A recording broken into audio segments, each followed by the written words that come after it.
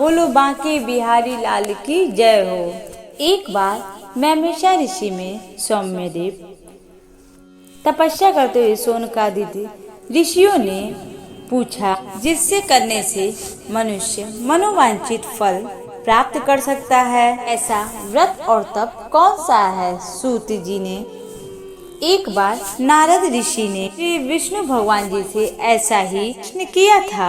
श्री विष्णु भगवान जी ने उनके सामने जिस व्रत का वर्णन किया था वही मैं आपसे भी कहता हूँ। प्राचीन काल में काशीपुरी में एक निर्धन और दरिद्र ब्राह्मण रहता था। वह भूख प्यास से व्याकुल होकर भटकता था। एक दिन उसकी दशा से व्याकुल होकर भगवान विष्णु जी ने बूढ़े ब्राह्मण के रूप में प्रकट होकर ब्राह्मण को सत्यनारायण व्रत का विस्तार पूर्वक विधि विधान बतलाया और अंतर्ध्यान हो गए। ब्राह्मण अपने मन में श्री सत्यनारायण व्रत करने का निश्चय कर घर लौट आया।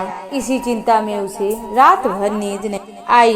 बेरा होते ही वह सत्यनारायण भगवान व्रत का संकल्प करके भिक्षा मांगने के लिए निकल पड़ा। दिन उसे थोड़े से ही परिश्रम में अधिक धन्य धान्य में भिक्षा प्राप्त हुआ। सायंकाल में घर पहुंचकर बड़ी ही श्रद्धा से सत्यनारायण भगवान जी का विधि पूर्वक पूजा किया। भगवान सत्यदेव की कृपा से वह थोड़े ही दिनों में धनवान हो गया और जब तक जीवित रहा तब तक महीने तक सत्यनारायण भगवान जी की पूजा करता था। यह दिन छोड़ने के बाद वह विष्णु लोक को प्राप्त हुआ। सूत जी उन्हें बोले, एक दिन ब्राह्मण अपने बंधु बांध से बैठे ध्यान मग्न सत्यदेव की कथा सुन भी भूख प्यास से व्याकुल लकड़हारा वहां जा पहुंचा। अभी भूख प्यास से व्याकुल होकर कथा सुनने के लिए वहीं बैठ गया। ताकि समाप्ति के बाद उसने प्रसाद ग्रहण किया, जल पिया। फिर उसने ब्राह्मण से इस कथा के बारे में पूछा और वह ब्राह्मण बताए, यह सत्यनारायण भगवान जी की कथा है जो मनोरथ वांछित फल देने वाला है। पहले मैं भी बहुत दरिद्र था। इस व्रत के प्रभाव से मुझे ऐश्वर्य वैभव प्राप्त हुआ। सुनकर लकड़हारा बहुत प्रसन्न हुआ और मन श्री सत्यनारायण भगवान का पूजन करने का निश्चय बना लिया। लकड़ी बेचने के लिए बाजार की ओर निकल पड़ा।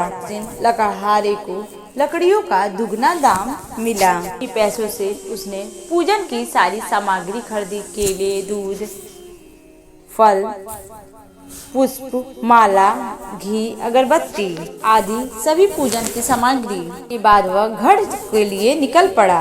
पहुंचकर उसने अपने परिवार में आगे संबंधी पड़ोसियों को बुलाया। विधि पूर्वक सत्यनारायण भगवान का पूजन किया। सत्यनारायण की कृपा से वह थोड़े ही दिनों में संपन्न हो गया। सूत जी ने फिर कहा, प्राचीन काल में का मुख नाम का एक राजा था।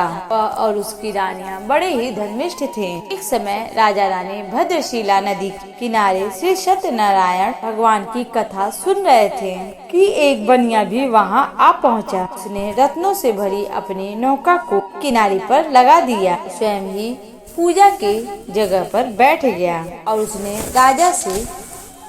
राजा ने बताया कि हम भगवान श्री सत्यनारायण भगवान का पूजन कर रहे हैं। यह व्रत सभी मनोकामनाएं पूर्ण करने वाला है। राजा के प्रश्न सुनकर और प्रसाद व बनी अपने घर चला गया। पहुंचकर उसने अपनी पत्नी से व्रत के बारे में विस्तारपूर्वक बताया और संकल्प किया कि मैं भी संतान होने पर यह व्रत करूँगा। उसकी पत्नी का नाम लीलावती था। लीलावती कुछ ही दिनों बाद गर्भवती हो गई। 9 महीने पूरे होने के बाद उसने एक सुंदर स्वस्थ पुत्र को जन्म दिया। एक दिन उसके बेटे ने जो हुआ था चंद्रकमल, वह अपनी पत्नी को व्रत करने के लिए कहा। वह कहने लगी कि मैं यह व्रत अपने बेटी की विवाह के समय ही करूंगी। यह कहकर बनिया अपने कारोबार में लग गया। जब वह कन्या विवाह की युक्त हुई तो वह उसने कंचनपुर नगर में उसका विवाह करा दी। लेकिन फिर भी पुत्री की शादी होने के बाद भी वह व्रत नहीं किया। श्री सत्यनारायण भगवान अप्रसन्न हो गए। कुछ दिनों बाद बनिया अपने दामाद को लेकर समुद्र के किनारे रतनसापुर में व्यापार करने लगा। एक दिन सारपुर के राजा के खजाने से बहुत सारा धन चुरा लिया। राजा के सिपाही चोरों का पीछा करते हुए जब चोरों ने देखा कि अब सिपाहियों से बचना मुश्किल है, तो उन्होंने राजकोष से चुराया हुआ धन जगह पर फेंक दिया और वह वहां से भाग गए। जहां फेंके थे वही बनियों का डेरा था। चोरों को ढूंढते ढूंढते वह उसी जगह पे पहुंच गए और वह दोनों बनियों को चोर समझ के पकड़ लिए। राजा ने दोनों को जेल में डालने का आदेश दे दिया और उनका धन राजकोष में जमा कर दिया। सत्यदेव के कोप से लीलावती दुख से अपना जीवन व्यतीत कर रही थी। दिन कलावती भूख प्यास से व्याकुल होकर मंदिर के परिसर में चली गई। वहाँ पर श्री सत्यनारायण भगवान की कथा हो रही थी।